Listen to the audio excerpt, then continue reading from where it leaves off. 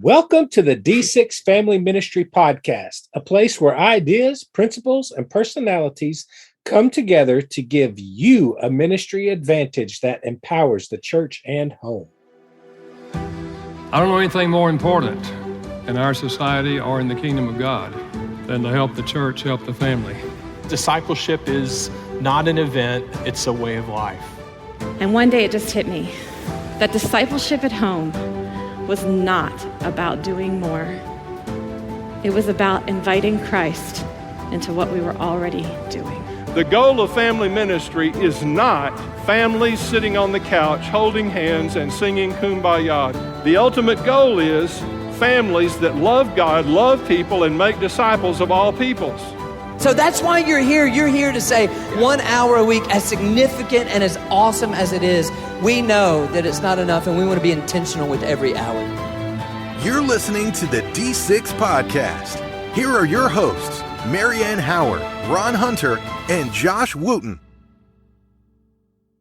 All right, 2 weeks ago we had on Tony Miles, and he's the question guy. Brilliant guy at asking questions, and both of you said I'm pretty good at asking questions. So here's my question for you. Apple or Android? Oh, that's Android. Easy. That's not even a question. Apple. Android. Did she say Android? Marianne, did you really say Android? I did. Okay, folks, so those listening, I just want you to know right here, right now, this is the last episode Marianne's going to be doing with us. It's been real, girl. Yeah, we've enjoyed your friendship. We're sorry, but you're signing off right now. Matter of fact, I can kick you off of this studio call. I know. I need all my Android lovers to advocate for me here. Please. My email is ron@apple.com. No, I'm kidding. But I will say this. Now, you made the mention right there, Android lovers. I have met very few Android lovers, people that actually love their Android devices. Most are subject to, they're users. That's right. There is no passion in the Android world that I have seen like. Well, guys, I just can't help but just make the point that we've got idolatry in check. Oh, and how so? Well, I'm just saying, you're saying you don't know a lot of Android lovers, you know, Android users. That really does set up our hearts to be managing our devices and keeping them in their rightful place. So I guess my metaphor of driving a BMW versus driving a jalopy, so reinforces your argument right now. Oh my goodness, you guys. Oh my goodness. Mary Ann with the Jesus juke. She did. She played that card quickly, didn't she? And you know what? There are two worlds out there. And I will quickly say there are so many different sides to this. You know, some of our IT guys would love for us to be in the Android world. As the CEO, I have really insisted that most of our organization be on the Mac side. And I can give you my rationale and reasons, but you can give me equally opposite reasons for being on the other side of this. And we're all passionate about it, and we all will make good points. I'll give you a fun argument for the PC and the Android side. It typically takes a smarter person to run those devices than it does a Mac or an Apple product. Apple and Mac is more intuitive. You don't have to read manuals, and you can get through it. And that's part of my early adoption for it, but I've stayed with it for other reasons. And I don't know which side of the argument you are out there, but here's the key thing. We can agree to have a preference on these areas. And you know what? We're still going to love Marianne just a little bit less than what we did before, but we're still going to love her because of her Android use. Y'all pray for me. That's right. But we set that up because as we jump into this interview today, just being super transparent, there are times that we bring on guests who are insightful, brilliant, great at what they do, but they can have such strong views that it's like they're very, very focused on their lane, and they're doing their lane super well. And I think Gabe is doing that. And you may hear things you think, wow, is D6 really in favor of what he just said, where he's going? And I'm going to tell you up front, we wouldn't necessarily say it the way he did in this interview, or might totally agree in these areas, but he has his lane, and there's value in his lane and what he's doing. But we at least want to acknowledge that we would challenge a couple of those statements, and we'll debrief it on the other side. So that's probably a pretty good tease to keep you listening to what Gabe is going to say. So on the other side of this break, without further ado, we're going to jump into our interview with Gabe Norris.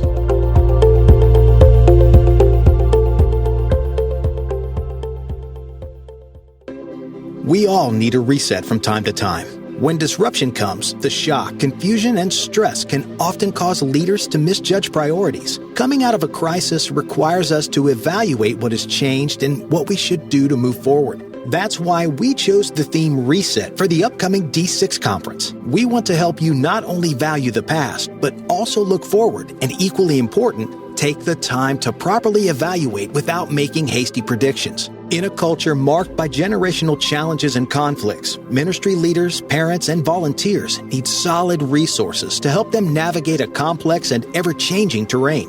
Whether you're a parent or a leader or both, at the 2022 D6 conference, you will have the opportunity to plan your discipleship strategy and be equipped and empowered with invaluable tools and resources. Join us April 20th through the 22nd in Orlando, Florida, as we come together to reset, refocus, and reconnect as ministry leaders, parents, and volunteers. The D6 Conference is the family ministry conference for your entire team. Register today and save at d6conference.com.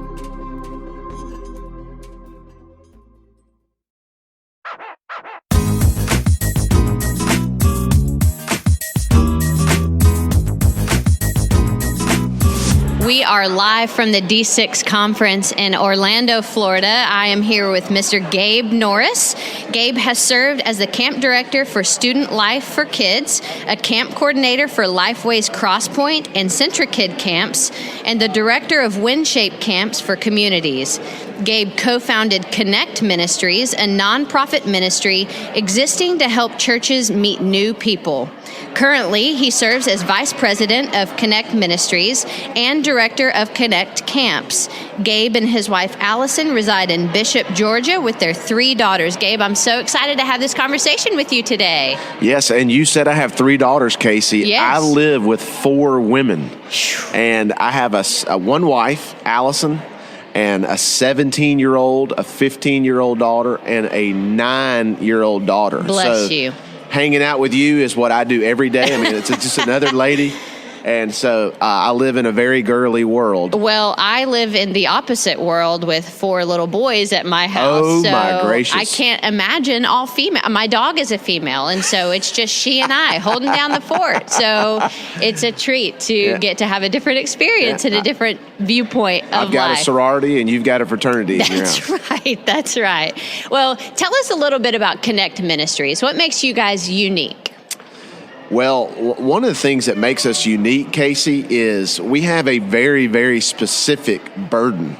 I mean, think about in your own life, what drives you crazy? What makes you wholly discontent? What frustrates you? And for Connect, our whole entire organization was born out of a God-given, deep down in your bone and marrow problem that we felt called to solve. We were working for an organization in downtown Nashville, and it was going great, but we started noticing that we're doing a lot of amazing things for predominantly a lot of church families. In our personal lives, we were part of a church plant on the south side of Nashville in the big city of Cool Springs.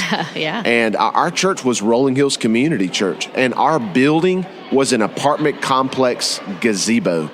And for the first time in my life, Casey, I was a part of a church that didn't have a building. And we knew if we're going to reach the city, it's not going to happen. It's not going to happen by us inviting people to church. And we knew that we couldn't be a part of a church culture that was saying, power up your life and try our 9:30 Sunday school. We didn't have anything to invite people to. So for us, the only way to reach the city of Nashville was to get outside of the apartment complex and go get in the middle of where real life people were. So if you think about it, Casey, when I was in the 6th grade, which was a longer time ago than I wish it was, there were about 35 million unchurched people in America. By the time I had raised my first 6th grader in my sorority house, there were now 160 million unchurched people in America. So in a really short amount of time, there have been over a 300% increase in the number of unchurched people in America. Now, this is not like a problem out in Northern California, and we should pray about them because they're dealing with a wildfire. Right. This is not a problem in the Northeast where a polar vortex is going to sweep through upstate New York, and we should pray for them. This is all of our communities. Right now, when we sit here in April 2021, every single generation alive is on the decline as it relates to church attendance. So think about that. And D6 is amazing, and you love it, I love it. We share that in common.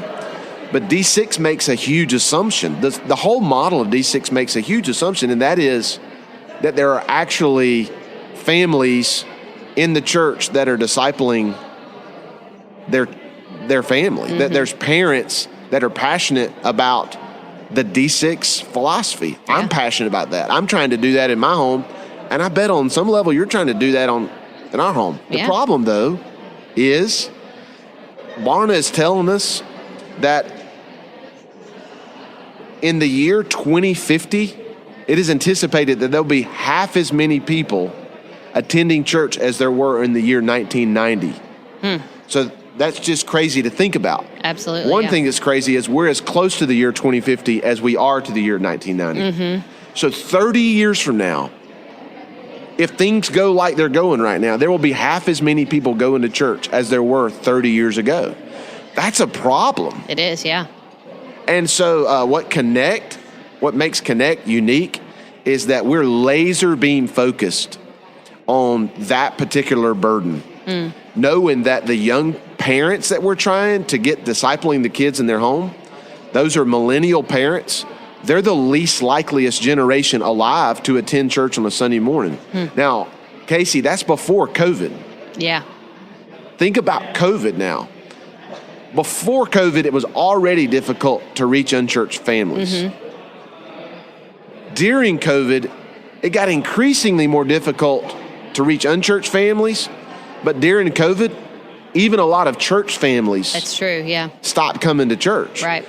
So you've got, it is said that a third of Christians didn't even stream a service.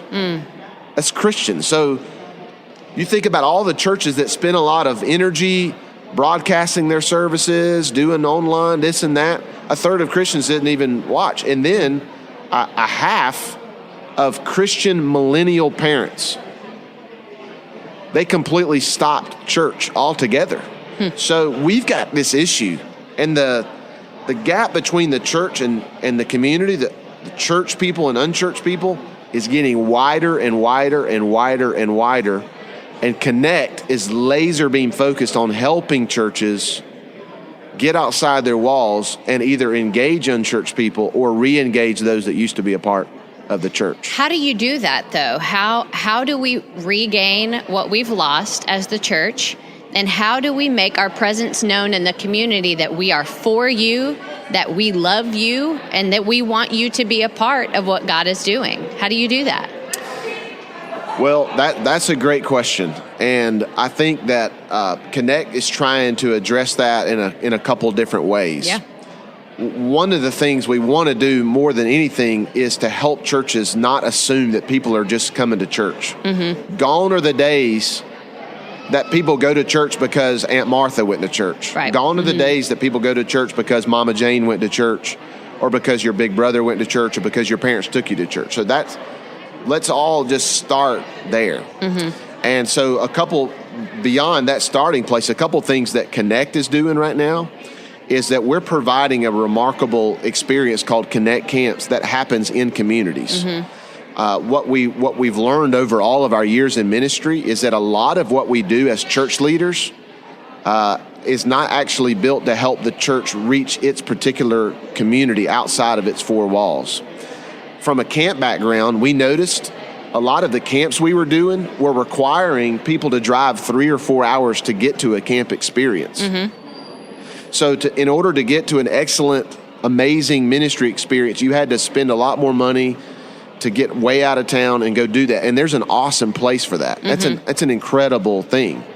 But our thought is, why can't we bring that type of professionalism, that type of excellence right to a community's backyard. So you live in the Hermitage area. Yeah.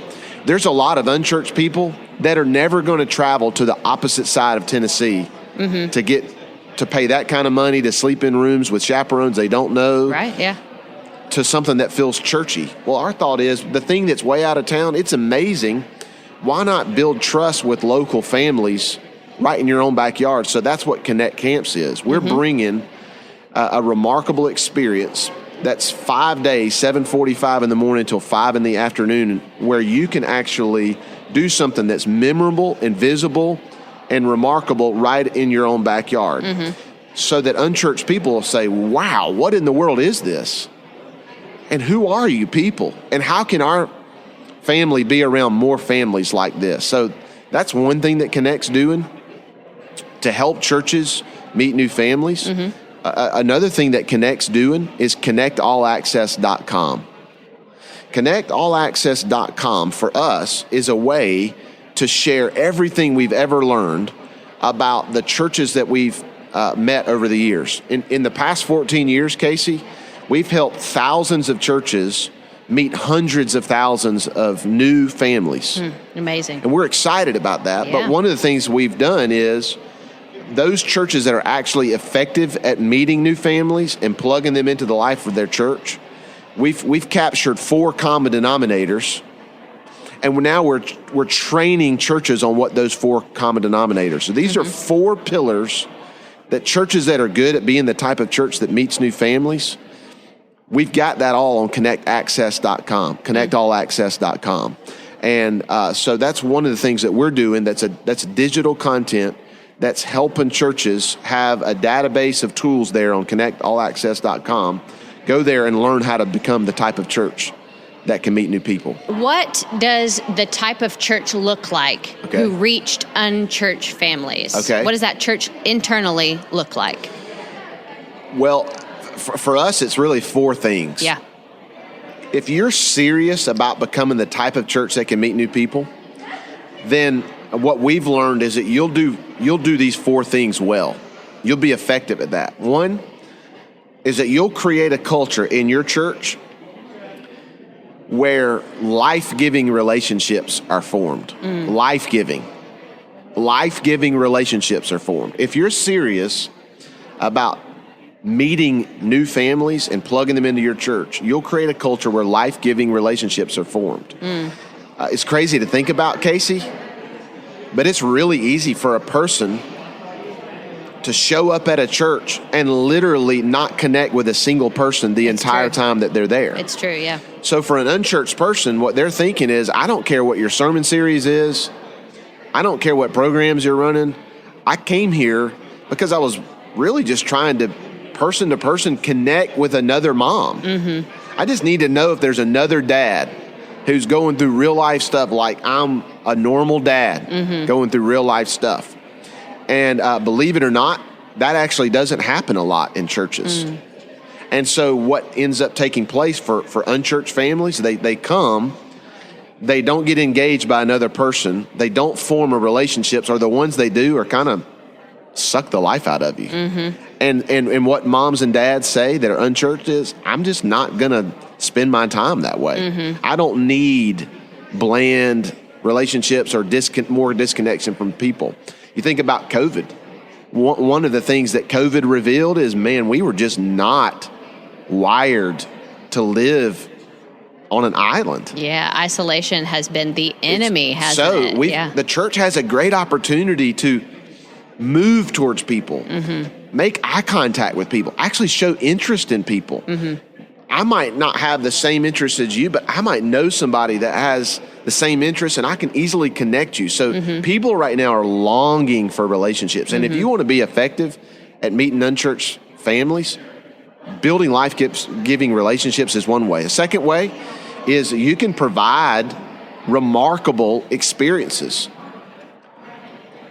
People in general, and even unchurched people, are drawn towards remarkable. I don't even know you really, Casey, but I'm betting that you have a smartphone. I'm making an assumption here. I have a smartphone. And I'm noticing that people who even can't afford it, they're drawn towards a smartphone. It makes your life better. And you'll even sacrifice time, money, and energy to be a part of things that are remarkable. That's why people love Chick-fil-A. That's right. It's the Lord's chicken right there. They inject these addictive chemicals into their chicken to make you want to eat more chicken. Well, why would you spend that much money to get a quote-unquote fast food meal? Because it's remarkable. It is, yeah. It's clean, it's fast, it's accurate. It grabs my heart. I came to a fast food place and actually fell in love with the brand. People are looking for remarkable. They are. And a lot of times, unchurched families, they associate churches with, there's nothing really there that is remarkable. We believe at Connect that you can be remarkable without spending huge amounts of money. It's not about having the biggest budget or the most amount of smoke and lights and just amazing glitz and glamour. You can do a few things remarkably well, and that will be something that leaves a mark on a mom and causes the mom to remark to her circle of influence. Yeah. That's what people are longing for. Third, how can you be the type of church that meets new families, Casey? You can execute a clear plan. I rarely meet, anywhere I travel, I rarely meet a church that can articulate their strategy. I might say to them, hey, what's your plan or what's your strategy? And you know what they'll say, Casey? We're just trying to love God and love people. I mean, that's what we do here, and just which is good. Awesome. But those aren't steps to take necessarily. That's what God's heart is for you to love God. Praise God that you're doing that. So that being your heartbeat, what now? I mean, what is your burden? What is your vision? And how do you intend to move from here to there? And are your people trained to do that? Right. That's a clear plan. Very few churches have one. And so that's one thing Connect wants to help churches do. If you're going to reach unchurched people, it's probably not going to happen on accident. It's going to happen because you and your team and your larger circle had a well-articulated plan to do so. So that's the third thing. And lastly, if you're going to become the type of church that effectively meets new people, it's probably going to be because you and your staff and your people were actually walking in deep friendship with God. I think it's confusing to unchurched people when church people live a life that doesn't bear much fruit, much life, much meaning, much purpose. And so when outsiders, quote unquote outsiders, look at insiders and see bland zombies just kind of going through the church motions, I think they ask themselves, why would we give up the unchurched world to be a part of that? And so we've noticed that the churches that are actually effective at meeting unchurched people, there's an intimacy that they share with Abba that's intoxicating to the people around them. Something's different. Yeah. When they live this, the supernatural's kind of naturally happening in their life. They seem to have this incredible connection with Heavenly Father, which is what Christ came to the earth to do. Christ came to the earth literally to introduce us to Father, not so that we could get a ticket to go to heaven, but that we could actually enjoy deep friendship with Him now. So that we could walk with Him and talk with Him and bring the supernatural to the earth. And to watch God do the unthinkable right in our midst. And I think unchurched people are actually interested in being around people like that. So those are 4 things. What can you do to become the type of church that meets new people? You can build life-giving relationships, and you can provide remarkable experiences, and you can execute a clear plan, and you can actually begin to walk in deep friendship with God. So that you put all those things together, maybe, just maybe, we might turn the corner as a church culture and reverse a cycle of these stats that tell us that the number of unchurched people is going to continue to boom and boom and boom. And that's what Connect Ministries' heart is. We want to do something about that to help churches get better and more effective at meeting these families that aren't currently plugged into the life of the church. So if you are a church leader, a ministry leader of any sort, and you are looking to reach your community and reach this world for Christ, if you're looking to connect with the unchurched, connect with Connect Ministries. Yes. Check out that website. Join them there. Join Gabe in that conversation of how can you be a culturally relevant church for the sake of the gospel in reaching your community for the world. Gabe, thank you so much for joining us today and for sharing your insights.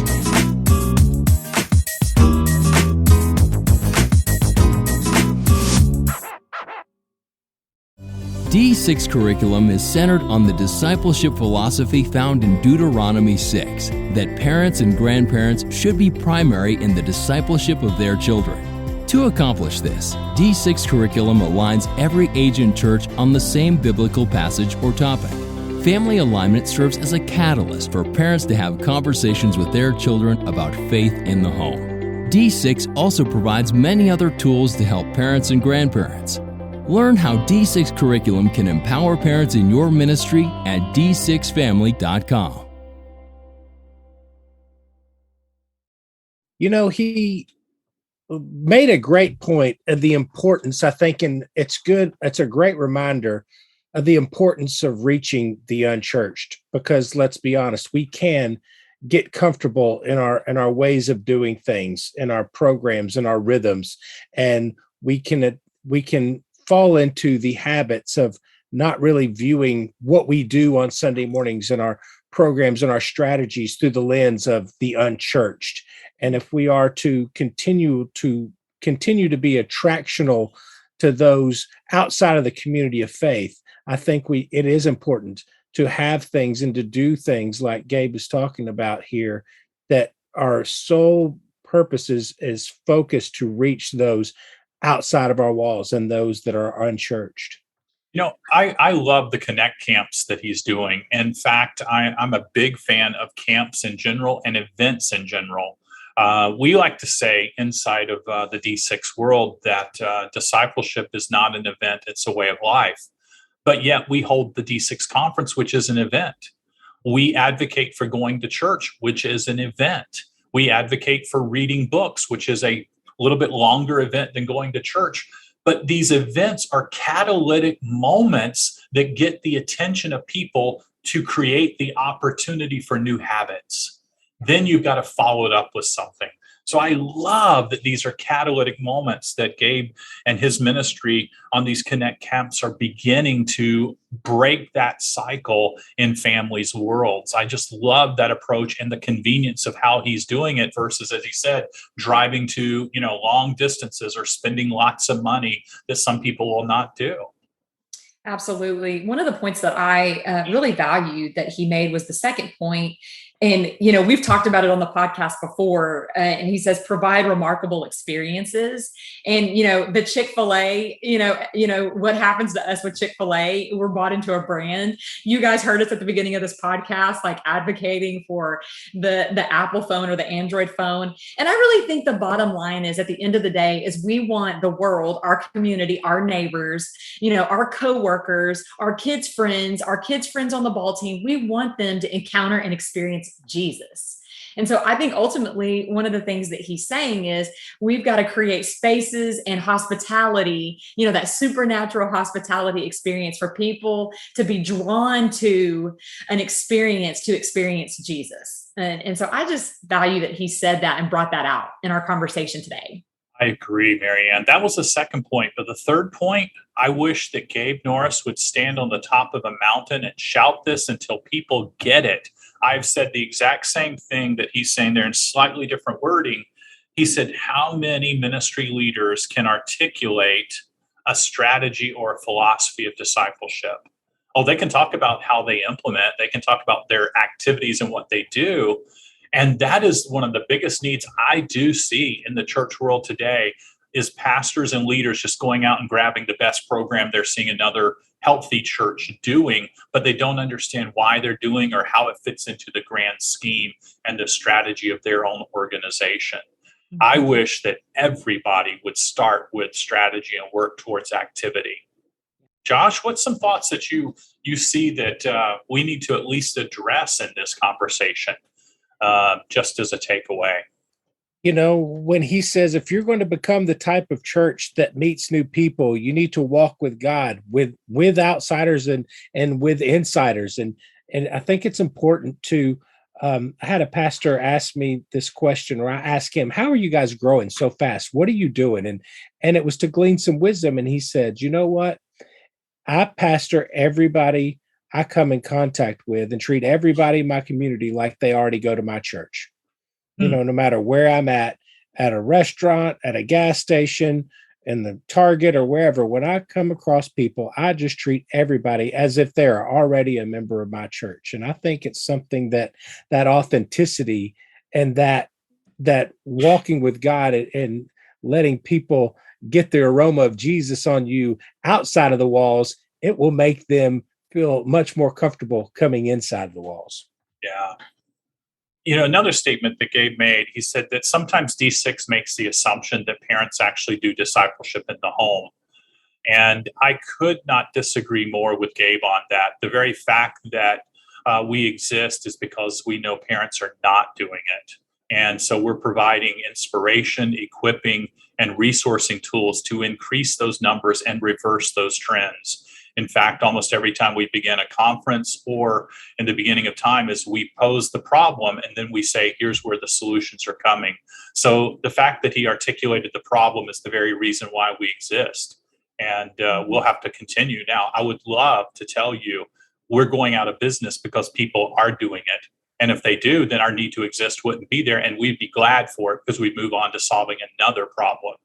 So that's one of the things. Do not make the assumption. He's right. Don't make the assumption your parents are doing it. Your job is to equip the saints, the very passage he took us to. And then you got to put tools in their hands that will help them with everyday discipleship reasons. Start with a catalytic moment like being in church, going to a Connect camp. But then you're going to have to put the right tools into their hands like curriculum and resources and apps and other activities that can drive them towards that philosophy that we're talking about. Mm-hmm. Absolutely. Well, we are walking away with just some great insight and some good tools. And this was a good, healthy conversation, guys. Like, I like that we can agree to disagree. Yeah, Apple rules and Android. Yes. Oh, my. So. Well, I am looking forward to next week. Our guest next week, you are not going to want to miss. It's the Master Yoda of teenagers and discipleship and student ministry. And it's Dr. Richard Ross, one of our dear friends. He's like one of the founding fathers of D6 family. And you are not going to want to miss this interview. We hope you guys have an incredible week. We are praying for you. We are praying that God would show you opportunities to meet and encounter unchurched people. So we will see you next week.